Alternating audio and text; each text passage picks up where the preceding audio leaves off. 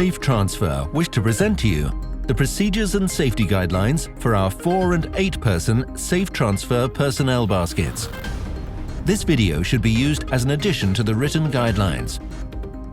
A routine check has to be carried out on the basket every day before transfer. Check that lifting sling and compensator are not twisted. We recommend that a toolbox meeting takes place to ensure a safe transfer.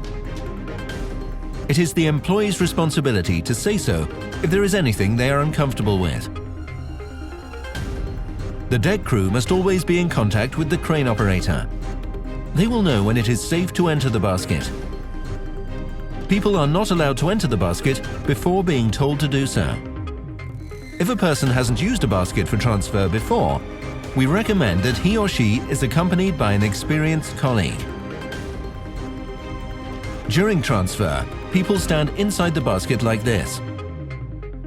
Deck crew make sure all straps are closed and tightened before takeoff. In order to ensure that the transport with the basket is as safe as possible, the crane operator always maintains eye contact with the basket and radio contact with the vessel.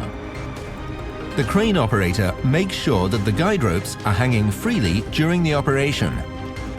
Transport with basket takes place over open water wherever possible. And people need to wear a life vest as a minimum.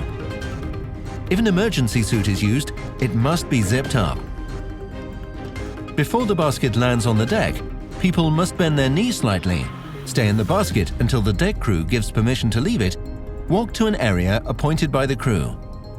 If transferred people bring luggage, it must be placed on the floor of the basket. Large amounts of luggage must be transferred separately, not together with people.